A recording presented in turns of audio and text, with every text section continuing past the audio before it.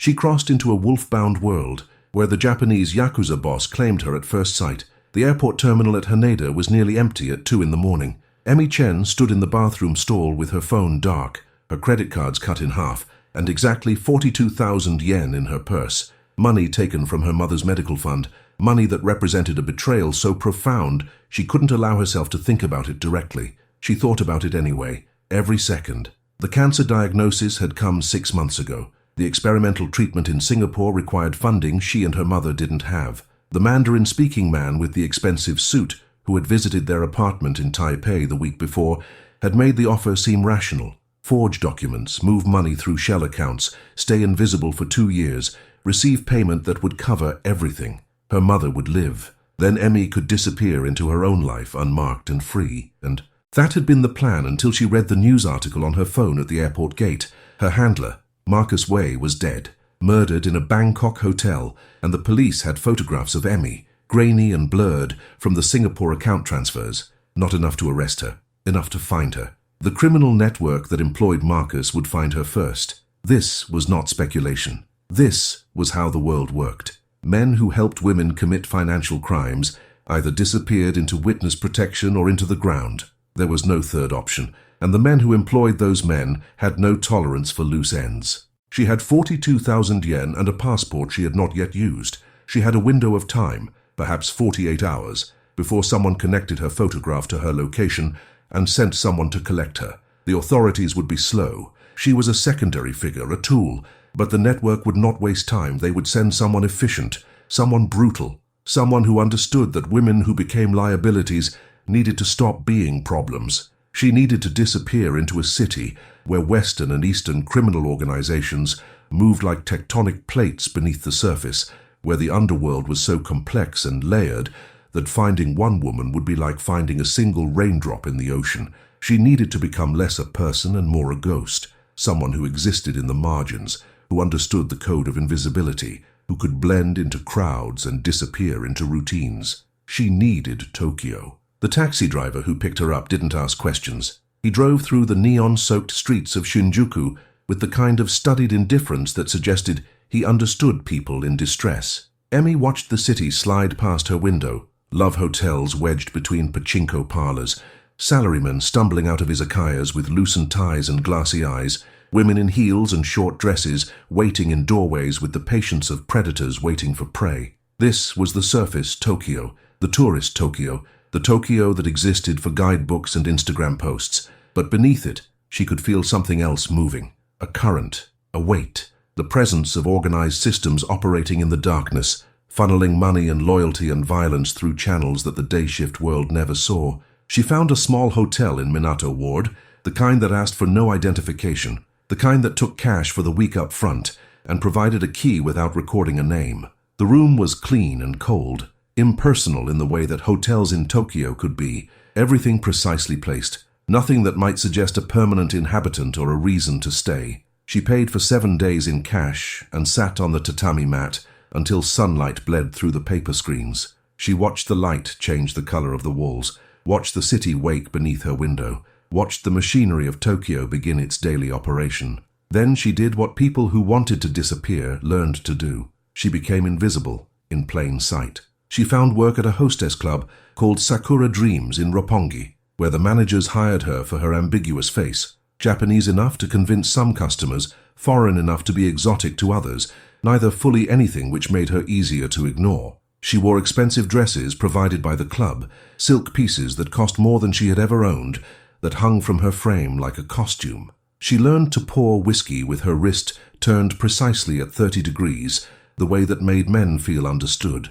She learned the names of men whose photographs hung in the back office, faces marked with respect or warning by the managers who pointed them out. She learned which faces meant connections and which faces meant danger. The Yakuza were not mysterious in Tokyo. They were infrastructure. They were the landlords of the blocks where she walked. They were the ones who made sure violence didn't spill into neighborhoods where it would interrupt business and the careful equilibrium of commerce. They were the deep foundation beneath everything else, not seen, barely acknowledged, but absolutely essential to how the city functioned. There were rules to the underworld, codes that had been established over decades and enforced with absolute precision.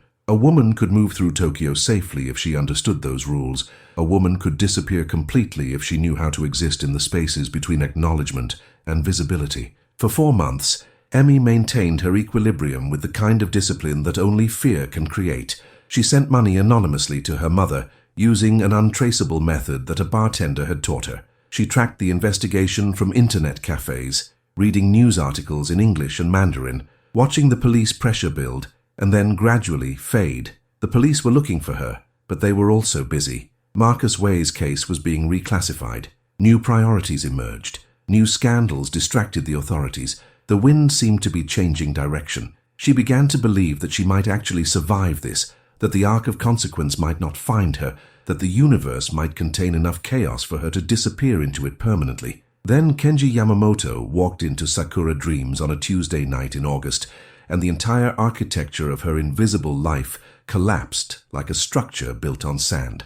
He entered through the front door with the casual authority of someone who owned the building, though Emi would later learn he owned 7 buildings on that street alone, plus 30% of a larger commercial complex in Shibuya. He was 41 years old, though he looked older in the way men who carried power often did, as if the weight of it aged the face while sharpening the eyes into something that could see through deception and pretense. His suit was black on black, expensive in the way that only people who no longer noticed expense could be. His hair was iron grey at the temples, starting to silver at the crown. There were scars on his hands, small and precise like a map of old violence, white lines that suggested training and experience rather than random trauma. The manager rushed out, bowing so deeply his hands nearly touched the floor. The other hostesses scattered to the edges of the room like fish, sensing a predator's shadow, their conversations stopping mid-sentence, their movements becoming smaller and more careful. He looked directly at Emi, not scanning the room, not considering options,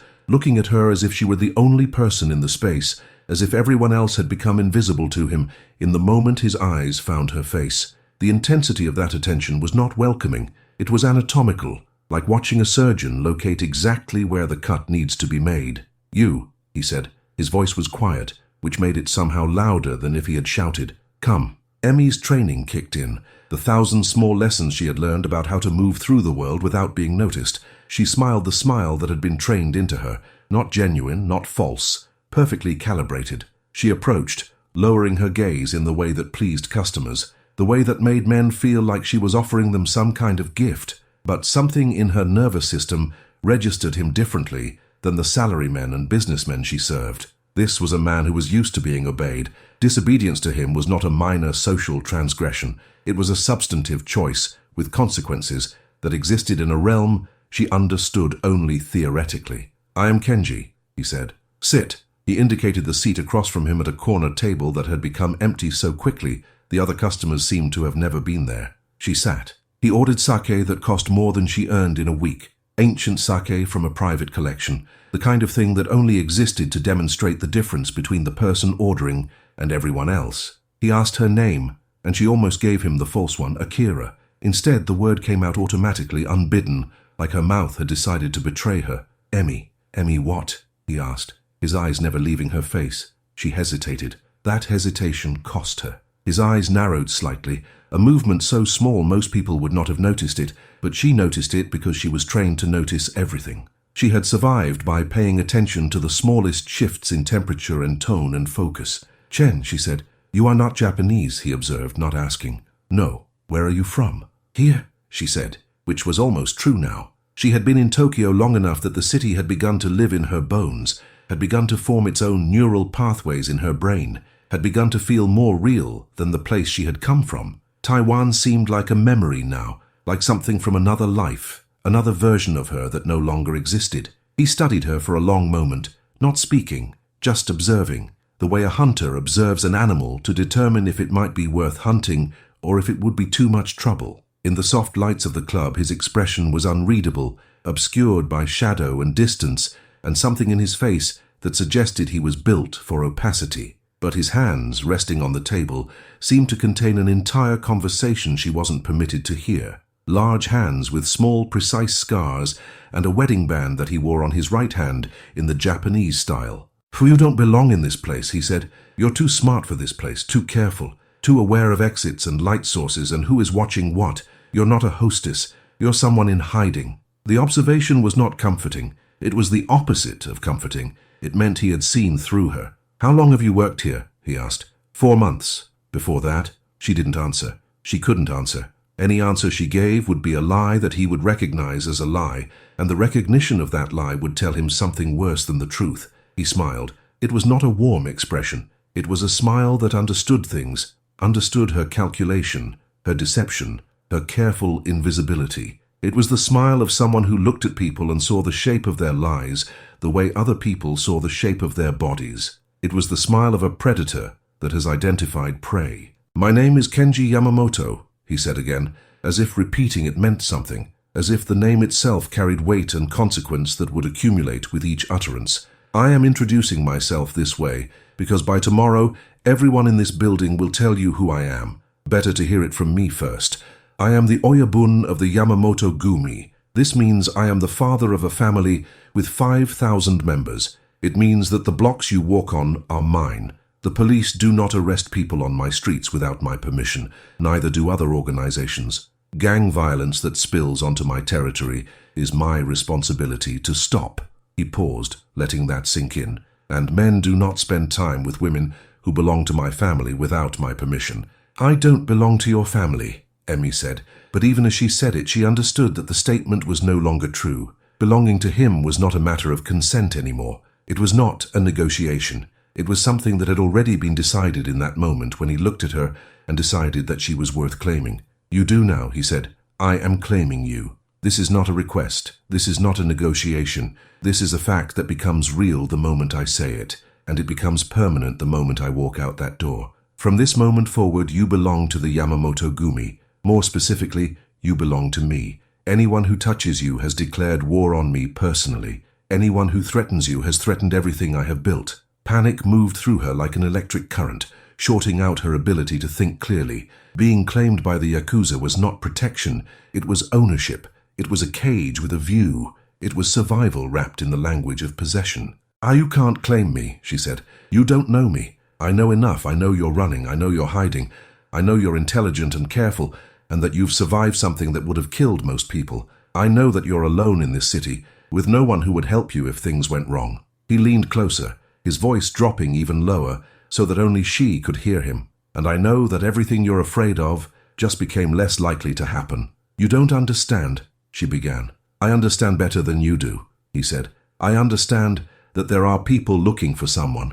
I understand that I'm going to make sure they don't find you. Not because you've asked me to, not because we have a relationship, not because I love you or care about you in any meaningful way," he paused, "but because I have decided that you belong to me, and I protect what is mine." He stood. He left a stack of bills on the table, more money than the owner made in a week, more money than seemed rational for the service provided. He walked out without looking back, but before he left, he said one more thing, speaking to the manager, not to her. "She doesn't work here anymore. Send her to the apartment on Azabujuban. Tell her to wait." The manager's face went pale. The other hostesses watched from the shadows like birds, witnessing a territorial claim, understanding without being told that something fundamental in the ecosystem had shifted. Hemi wanted to run. Her every survival instinct screamed at her to run, to flee, to disappear again, to find another city where the rules were different or less clearly defined. But she had already done the calculation in that terrifying moment before he walked out. She understood what his claim meant. It meant the police would be warned away. It meant the criminal network from Singapore would be warned away. It meant that for as long as Kenji Yamamoto considered her his possession, she was untouchable, protected by the full weight of his organization, by the fear that his name inspired, by the understanding that challenging his claim would be challenging his authority. She was also trapped. She had been offered safety at the cost of autonomy. She had been offered protection at the cost of freedom. She had been given exactly what she needed, and exactly what she had been trying to avoid. The apartment on Azabujuban was in a quiet building in one of Tokyo's wealthiest neighborhoods, the kind of place where old money and Yakuza money lived side by side in careful disregard of each other. It was penthouse level, with floor-to-ceiling windows overlooking a garden district so exclusive that only the Yakuza families and the inherited rich could afford it, the kind of view that suggested Kenji did not see the city the way ordinary people did. He saw it as a kingdom that belonged to him, organized and stratified and absolutely knowable. The manager handed her keys and an envelope of cash. "The Oyabun says you'll need time to adjust," he said quietly, his voice carrying the weight of someone passing down orders that came from something larger than himself. "Don't leave the building. Don't contact anyone. Someone will come to collect you tomorrow for your new position." Emmy spent that night standing at the windows, looking at the city that had become her refuge and was now becoming her prison. She had survived her mother's diagnosis, the moment when the doctor used the word cancer, and her entire world reorganized itself around that single fact. She had survived embezzling money for treatment, had survived creating false documents and moving money through anonymous accounts, had survived the knowledge that she was a criminal, that she had done something unforgivable in the name of love. She had survived creating a false identity and crossing into a criminal underground, had survived 4 months of careful invisibility, learning how to move through the world without being seen. But she was not sure she could survive being claimed by a man whose power was so absolute that claiming her was an act as simple and final as breathing. The next morning, a woman named Sachiko arrived. She was perhaps 50, with black hair pulled back severely and eyes that had seen every version of human desperation that existed. She moved with the efficiency of someone who had been in this world for decades, who understood its rules intimately, who had learned to navigate its complexities with the kind of grace that only came from having made 1,000 small compromises with her own survival. "I'm going to teach you how to be the Oyabun's woman," she said, without preamble, without introduction, without any acknowledgement of Emmy's inner life or her feelings about what was happening to her. "This is not a simple thing. You must understand the politics. You must understand which families are allies and which are enemies. You must understand the codes and the ways of showing respect. You must be beautiful, but not seductive to anyone but him. You must be intelligent enough to be interesting to listen to, and not intelligent enough to become dangerous to his position." "I don't want this," Emmy said. "It doesn't matter what you want," Sachiko said, but not unkindly. There was no cruelty in her voice, only the kind acceptance of someone who understood that wants were luxuries that people in their situation could not afford. "That's the whole point. He has chosen you. He has made you his. Your wants are no longer the most important thing in the equation. Your survival is, and your survival is now dependent on understanding what he needs and providing it. Now, first, your clothes. Nothing you own is acceptable." For 2 weeks, Sachiko remade her. New clothes, designer pieces that cost more than Emmy's annual salary would have been, pieces that marked her as someone worth notice, but not notice in a negative way. New hair, subtle highlights that made her look less foreign and more integrated, a precise cut that framed her face like a painting. New understanding of Yakuza politics, of the intricate hierarchies and old feuds that determined who could be trusted and who could not, which families were allies, which were rivals locked in eternal competition, which were in permanent blood feuds that had created debts spanning generations. What the hand signs meant when Yakuza touched their ears or their throats or their chests. What the tattoos meant, the dragons that covered the backs and shoulders, the specific patterns that identified which family a man belonged to, the designs that told the story of his rank and his crimes. What the scars meant, small and precise like surgical marks, or large and chaotic suggesting violence in the street rather than ritual. "The Oyabun is not a cruel man," Sachiko said one afternoon as she adjusted Emmy's makeup with the precision of an artist. "But he is not a kind man either. Kindness is not how he survived in this world. Kindness is not valued. It is interpreted as weakness. He is a strategist. He thinks 3 moves ahead, the way a master chess player thinks. He is brilliant in ways that are hard to understand unless you watch him operate. He is also extremely dangerous. You will never forget this. The moment you feel safe with him, you are closest to danger. The moment you believe that the cage has doors, the doors will close permanently." "Why is he interested in me?" Emmy asked. "There are thousands of women in Tokyo, thousands of women more beautiful than I am, more trained in how to please men." Sachiko met her eyes in the mirror. "Because he is bored, because you're a puzzle, because you don't look at him the way the other women do. You look at him like you're trying to solve an equation, like you're trying to understand the machinery that makes him move. That intrigues him." She paused, adjusting a strand of Emmy's hair. "Be careful of that. Once men like Kenji solve a puzzle, they're finished with it. They move on.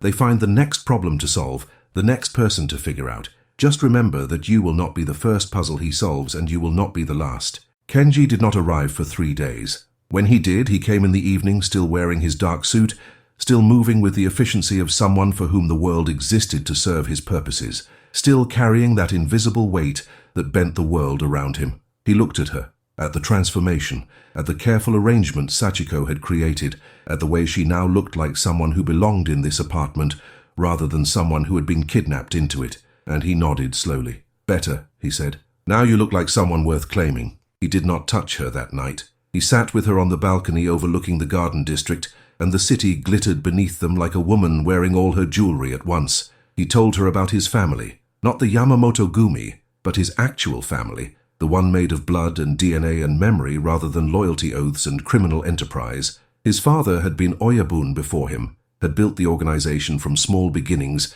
into one of the largest in the Kanto region. His brother had died in a territorial dispute when Kenji was 19, had been beaten to death by rivals who wanted to demonstrate their strength. His mother had never recovered from the loss. She was still alive, living in Kyoto, and she did not speak to her son anymore. She had not spoken to him in 22 years. She blamed him for the business he had inherited, for the violence he perpetuated, for not finding another way to live. "Why are you telling me this?" Emmy asked. "Emmy, because you should understand what you're becoming part of. Because I'm old enough not to lie about what I am, about what this life requires. Because I want you to understand the difference between the man you think I am and the man I actually am. And then I want you to accept both." He turned to face her, and in the light from the city below, his face was half shadow and half illumination.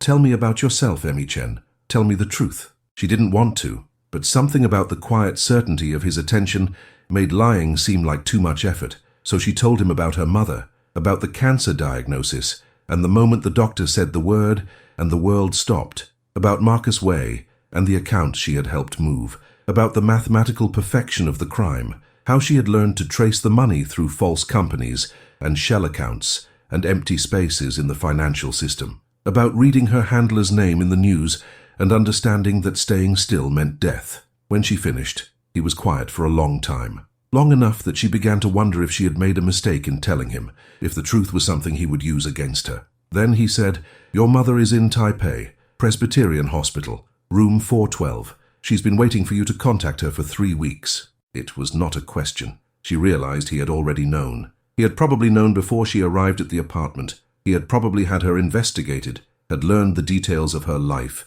had known exactly what he was claiming before he walked into Sakura Dreams. Knowledge was power, and Kenji accumulated knowledge the way other men accumulated money. "Can she be moved?" he asked. "What? To Tokyo? To one of the private hospitals? Can she be moved? Would she survive the trip?" Emmy's breath caught. She had been assuming that the money she sent was being used for ongoing treatment. She had not let herself think beyond that, had not allowed herself to dream that there could be anything more. "I don't have that kind of money. I was going to..."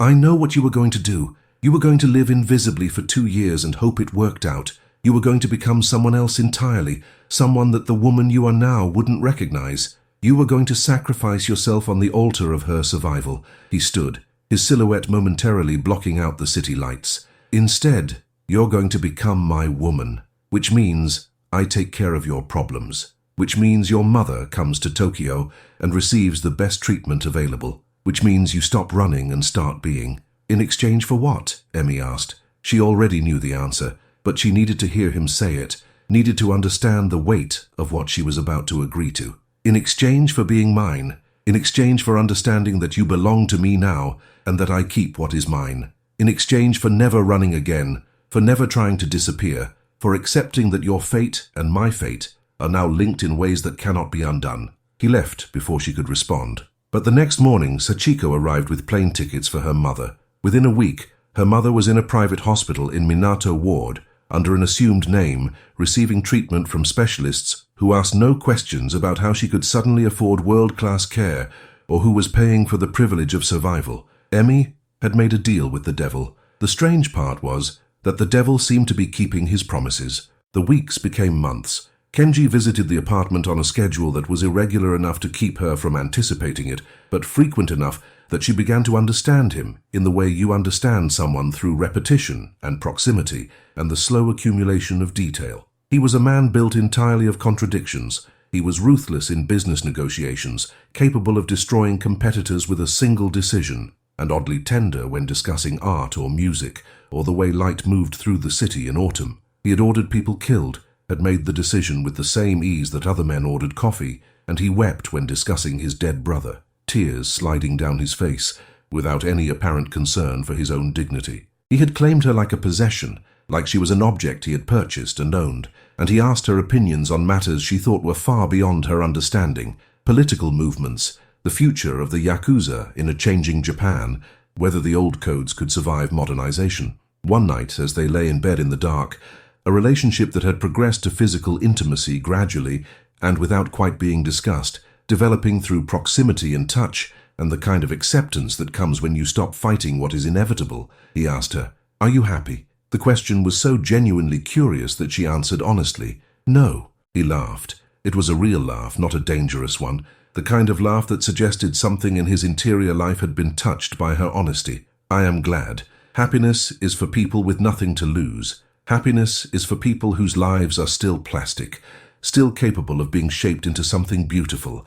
We are not those people. We have already made our choices. Happiness is not our reward. Understanding is." He was right. She thought about her mother getting stronger every week, the cancer responding to treatment in ways the Singapore doctors had said was impossible. She thought about the way the police had stopped searching for her, had closed her file, had moved on to other problems. She thought about how many people she had hurt by leaving, her mother's colleagues who wondered where she had gone, the friends who had been questioned by authorities, the life she had simply abandoned like shoes she had outgrown. She had not solved anything. She had simply moved her problems to a different address and let someone else pay for the solution. In her 7th month as Kenji's claimed woman, the crisis came in a form she had not anticipated. A new organization, based in Busan and led by a ruthless man named Park Jun-seo, was moving into Tokyo. They were younger, more brutal, less bound by the traditional codes of honor that the older Yakuza families still observed. They were taking over blocks in Shibuya and Shinjuku, working with corrupt police and building an empire based on speed and violence, rather than respect and territory. They were the future, they believed, and the old families were the past. Park Jun-seo had decided that Kenji's organization was an obstacle to his expansion. More specifically, he had decided that taking Emi would be the ultimate insult, a way of taking Kenji's claimed woman and demonstrating that his protection meant nothing, that the old codes were dead, that the new order belonged to men who were willing to break the rules that had governed the underworld for generations. The attempt happened on a Tuesday when Sachiko had taken her shopping in Ginza, when she was far from the apartment,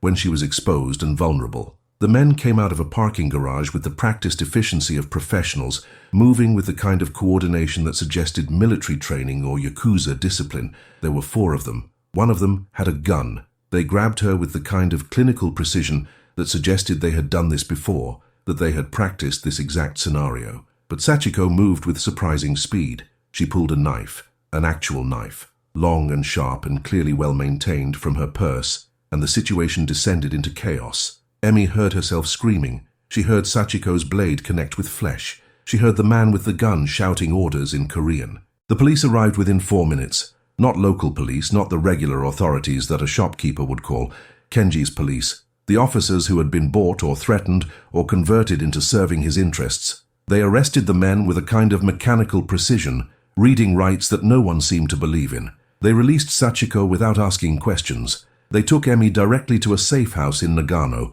a mountain town 3 hours away, where Kenji was waiting. He did not look angry. He looked something worse. He looked like someone whose calculation of power had been questioned. He looked like someone who was about to respond in ways that would change the architecture of Tokyo's underworld. There was a quiet to him that suggested the machinery of consequence was already in motion. "This was a message," he said, his voice calm and precise in the way that suggested he was speaking through layers of decision-making. "Park Jun-seo is trying to tell me that I am weakening, that my control is slipping, that a girl is more important to me than my reputation, that I have become soft, that I have developed a weakness he can exploit." "I'm sorry," Emi said, but the words seemed inadequate. "You should not apologize for being claimed," he said. "You should understand what being claimed means. It means that when someone targets you, I must respond. It means that failure to respond is a message that I have been castrated, that my power is theatrical rather than real, that the men who follow me should consider switching allegiances." He looked at her with an expression that was neither kind nor cruel. "Do you understand what I have to do now?" She understood. Of course she understood. The attempt had created a debt that could only be paid in blood. The underworld did not have civil courts or arbitration. It had only the language of force, the vocabulary of violence, the syntax of cruelty. For 3 days, she stayed in the safe house while Kenji disappeared into the underworld. She did not know what he was doing, but she could feel it, the shift in the city, the way the invisible tensions beneath Tokyo's surface were reorganizing themselves, the way power was flowing away from Busan and back to the local families. She could feel the consequence moving through the structure of the Yakuza like an earthquake moving through a building. On the 4th day, Kenji returned. He had a cut across his shoulder that he barely seemed to notice. There was blood on his shirt cuff, old blood, dried and brown. He looked at her with an expression she couldn't read, an expression that suggested something in the space between them had shifted. "Park Jun-seo is dead," he said simply. "His organization is being dissolved. The Busan people are returning to Korea. The streets are quiet again. It is finished." She understood then the true nature of what she had allowed. She had not just become his possession. She had become the reason for an act of war. She had become the justification for murders that other people would commit and die for. She had become the thing that Kenji was willing to kill for, which made her essential but also expendable, which made her valuable but only as long as she remained claimed. "Why?" she asked. "Why would you do that for me? You don't know me. You could have let them take me. You could have claimed it was war, and violence happens in war, because I claimed you. Because to be claimed by me means something. It means that if someone touches you, they are making a statement about what I am capable of protecting. It means that I must respond, or everything falls apart. The code only works if people believe in it. The power only exists if people are afraid of it. If I allow someone to take what is mine without consequence, then nothing I claim is actually mine. Everything becomes negotiable. Everything becomes temporary." He looked at her with something that might have been tenderness or might have been the recognition of a mistake. "I realize now that I may have made an error in claiming you. I thought you would be a simple acquisition, an interesting puzzle, someone to understand and possess and eventually tire of. Instead you have become," he paused, searching for the word, "necessary. You have become the thing I am willing to destroy others to protect, which makes you the most dangerous thing in my life." They returned to Tokyo, to the apartment on Azabujuban, to the city where she had come to disappear and instead had become visible in a way she never could have imagined. Her mother recovered. The cancer went into remission. She was released from the hospital, and Kenji set her up in a small house in a quiet neighborhood with a monthly stipend that would have been impossible to earn in a lifetime of work. Emi's mother asked her only once what she had done to deserve such kindness. They were sitting in her mother's new living room, surrounded by the kind of comfort that money could buy. Her mother's color was returning. Her energy was returning. She was becoming herself again. "I made a deal," Emi said. "What did you trade?"